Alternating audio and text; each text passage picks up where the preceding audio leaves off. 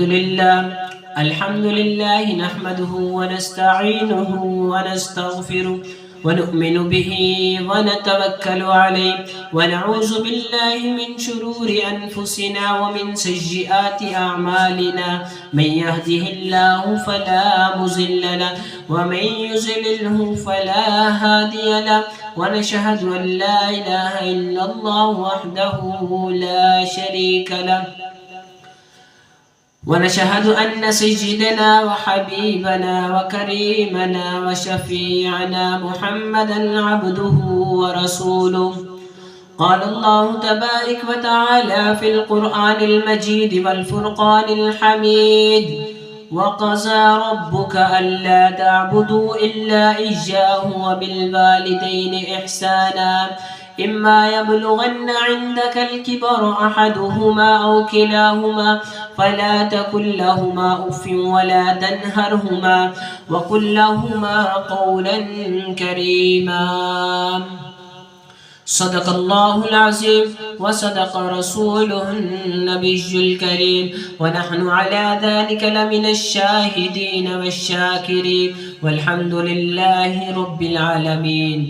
میرے واجب الاحترام بھائیوں، بزرگوں، دوستوں، میں نے آپ حضرات کے سامنے قرآن مجید فرقان حمید کی آیت مبارکہ پڑھی ہے کہ اللہ رب العزت نے ارشاد فرمایا کہ وَبِالْوَالِدَيْنِ إِحْسَانًا وَقَضَىٰ رَبُّكَ أَلَّا تَعْبُدُوا إِلَّا إِيَّاهُ وَبِالْوَالِدَيْنِ، اور تمہارے رب نے تم کو حکم دے دیا ہے اللہ تعبدوا الا اللہ کے سوا تم کسی کی عبادت نہ کرو، وَبِالْوَالِدَيْنِ إِحْسَانًا، اور اپنے والدین کے ساتھ حسن سلوک کرو، اچھا سلوک کرو.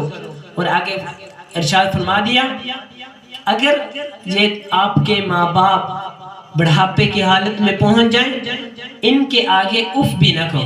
قرآن مجید میں سب سے چھوٹا الفاظ جو ارشاد فرما دیا گیا وہ اف، چھوٹا الفاظ ہے. ماں باپ کو کہنا کہیں، کوئی بات کہیں، ان کے آگے اف بھی نہ کہیں. فلا تقل لهما اف ولا تنهرهما وقل لهما قولا كريما. اگر یہ دونوں بڑھاپے کی حالت میں پہنچ جائیں تو ان دونوں کے آگے اف بھی نہ کہو اور ان سے ہمیشہ ادب اور پیار اور محبت کے ساتھ باتیں کرتے رہو. میرے واجب الاحترام بھائی، بزرگوں، دوستوں، بڑی سخت وعید کی گئی ہے کہ قرآن مجید کے اندر صرف اف، والدین کو بات انکار کرنا تو الگ بات ہے، تیوری چڑھانا، وٹ چڑھانا اف کے معنی میں آ جاتا ہے.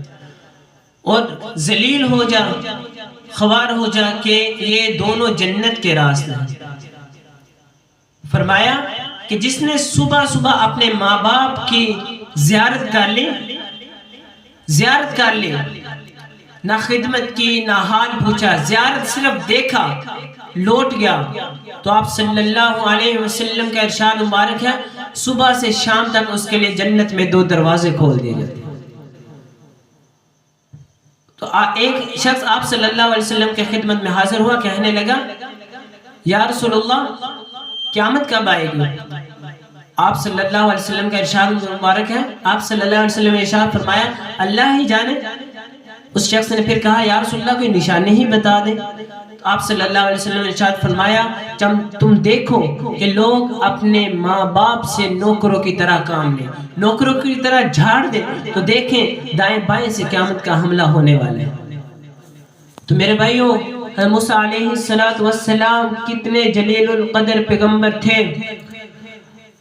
جب کوہ طور پر جایا کرتے تھے اللہ تعالیٰ سے ہم کلامی کرنے، جب موسیٰ علیہ السلام کے والدہ کا انتقال ہوا، کوہ طور پر جا رہے ہیں، کہیں تک کر بیٹھ رہے ہیں، ادھر بیٹھ رہے ہیں، ادھر بیٹھ رہے ہیں، تو اللہ رب العزت نے ارشاد فرمایا کہ موسیٰ اب سنبھل کے آیا کرو، اب سنبھل کے آیا کرو، دعا دینے والی چلی گئی. اب موسیٰ علیہ السلام نے فرمایا اللہ جنت کے اندر میرا ساتھی کون ہے؟ جنت کے اندر میرا ساتھی کون ہے؟ تو اللہ رب العزت نے ارشاد فرمایا کہ فلاں قصائی، فلاں قصائی، نہ عابد، نہ زاہد، نہ عالم، نہ صوفی، نہ قاضی، نہ مجاہد، فلاں قصائی. یا اللہ وہ کہاں ہے؟ اللہ رب العزت نے فرمایا فلاں بازار میں. وہ بازار میں حضرت موسیٰ علیہ السلام تشریف لے گئے، پوچھتے پوچھتے اس کسائی تک پہنچ گئے۔ ایک سیر پر حضرت موسیٰ علیہ السلام بیٹھ گئے، تشریف رکھے، دیکھتے رہے، لوگ آتے ہیں کسائی سے گوشت لیتے ہیں اور پھر چلے جاتے ہیں۔ جب شام کا وقت ہوا اس کسائی نے اپنی دکان بند کی اور تھوڑا سا گوشت اس کو اپنے تھیلے میں رکھا اور لٹکایا، چل دیے گھر کو۔ حضرت موسیٰ علیہ السلام فرمانے لگے، بھائی میں آپ کے ساتھ آ سکتا ہوں؟ تو اس کسائی نے کہا آ جاؤ، اس کو نہیں پتا کہ یہ موسیٰ علیہ السلام ہے۔ حضرت موسیٰ علیہ السلام ان کے ساتھ چلے گئے، گھر تشریف لے گئے۔ گھر پہنچتے ہیں، دیکھتے ہیں، وہ سیدھا اپنی والدہ کے پاس جاتا ہے، حال احوال پوچھتا ہے، پھر وہ سالن پکاتا ہے، گوشت صاف کرتا ہے، سالن پکاتا ہے، پھر آٹا گوندتا ہے، اس کے بعد جب وہ خمیر ہو جاتا ہے اس کی روٹی بناتا ہے، پھر اب ایک تھالی کے اندر سجا کر سالن اور روٹی سجا کر اپنی والدہ کے پاس جاتا ہے اور اس کو ایک نوالا بنا کے کھلاتا ہے۔ جب وہ کہتی ہیں کہ میں سیراب ہو چکی ہوں، میرا پیٹ بھر چکا ہے، تو وہ کسائی پھر وہ بوڑھی سی اماں ہوتی ہے اس کو پھر لٹا دیتا ہے اور وہ بڑ بڑانے لگ جاتی ہے۔ حضرت موسیٰ علیہ السلام پوچھتے ہیں اس کسائی سے یہ کیا کہہ رہی ہے؟ تو وہ کسائی کہتا ہے ماں جو ہے نا دعائیں دیتی ہے، کہتی ہے اللہ جنت دے اندر تینوں موسیٰ دا ساتھی بنا دے، میں کتھے تے موسیٰ کتھے۔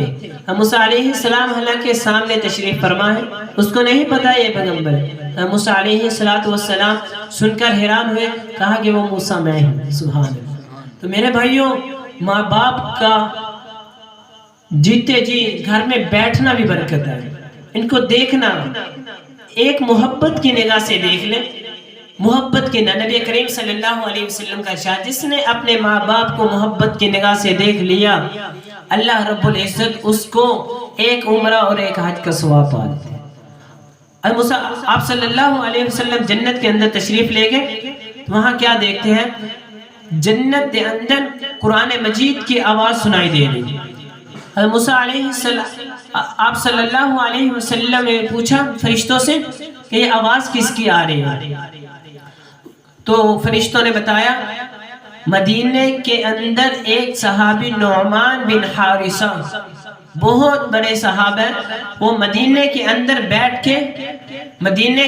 بیٹھ کے قرآن مجید پڑھ رہے ہیں اور اس کی آواز جنت کے اندر سنائی دے رہی ہے۔ کیسے فرما بردار تھے؟